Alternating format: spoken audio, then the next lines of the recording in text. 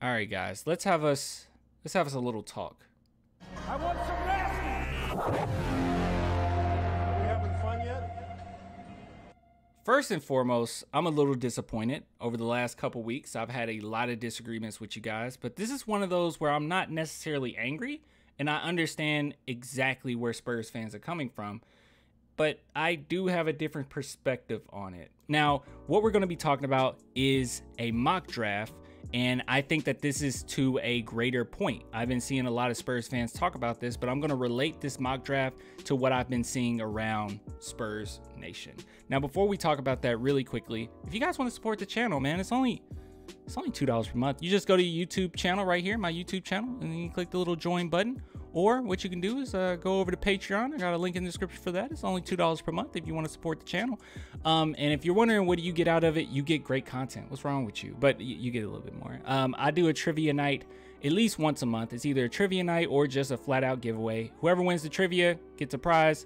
And sometimes I just give junk away. Okay, that's just what we do here. I'm Santa.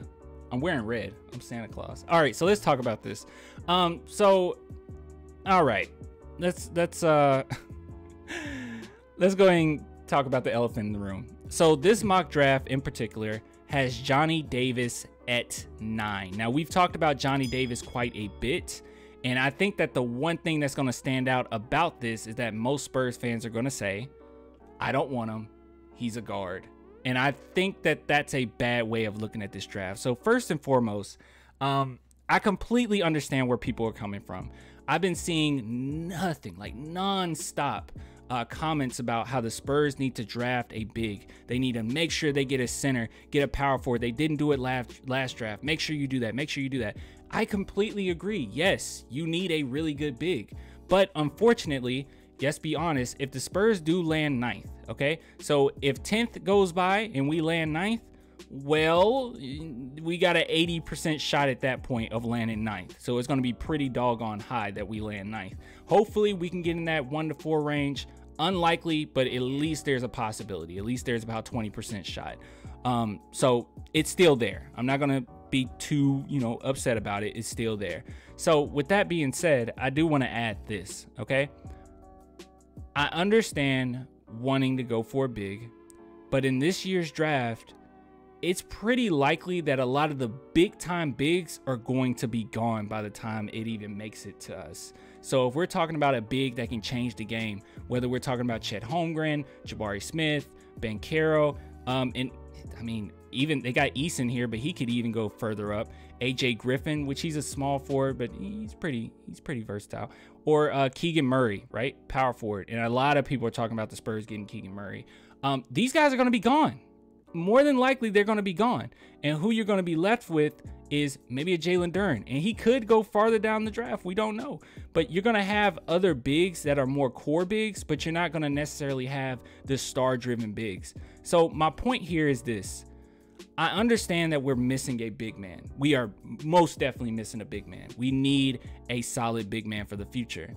But I think people are kind of glancing over the fact that we're kind of missing a shot creator as well. We're missing a guard, small forward, even point, even though I love DeJounte, okay? Even point guard, we're missing a guard or small forward that can just purely get you buckets, who is a non-stop threat with shot creation. We don't have that. And I think that when you're in this draft and you're sitting at 9th, and it's so hard to trade up. I'm hoping that Shaedon Sharpe will be there, but it's so hard to trade up. I think that you need to just take what you get. Whoever's the best player available, whoever's the best player that can kind of shot create and potentially be a star. Because here's the thing, here's the good news.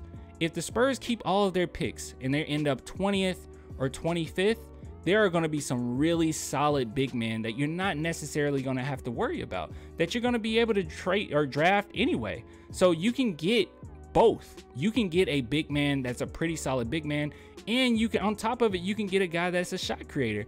But if we go in this draft and we're purely thinking, well, we need this position, I think that once again we're kind of skipping a step here.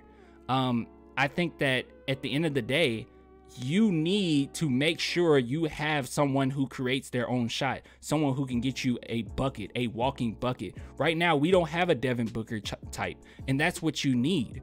And unfortunately, at the 9th spot, more than likely, you're not going to find that in the big, but you will be able to find that in the shooting guard, potentially point guard, small forward, right? So I say all that to say this.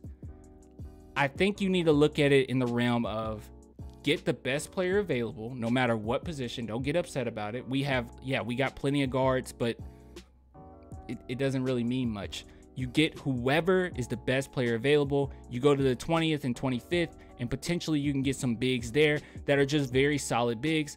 And then from there, we still have an offseason. We have a lot of money we can throw at guys, and you can go after DeAndre Ayton, okay? So you don't have to necessarily just smack that panic button at the 9th spot and go after, you know, a big when you could have had a better player. I think you should draft off of the potential. I think you should draft off of who can potentially be a star. So a lot of people that see this Johnny Davis here, they're like, oh, why Johnny Davis? You know, he's a shooting guard. Johnny Davis is a bucket getter.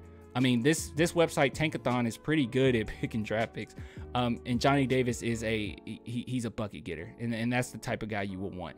So I wouldn't be too crazy about this and getting upset about it. Look, no matter what, at the 9th spot, you're going to have a chance at a star potential player. Every one of these players could potentially be star. Every single one of them in top 10.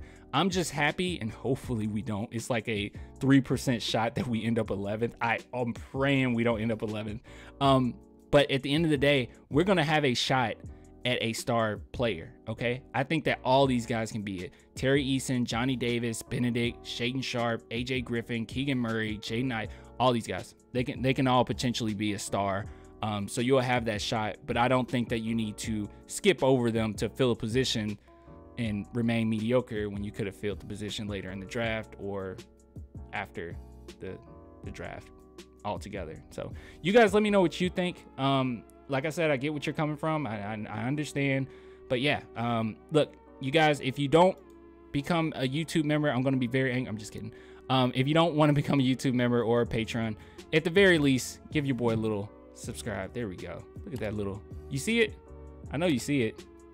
Ding! I know you saw that. All right, I'll get with you guys later, man. Until next time, deuces.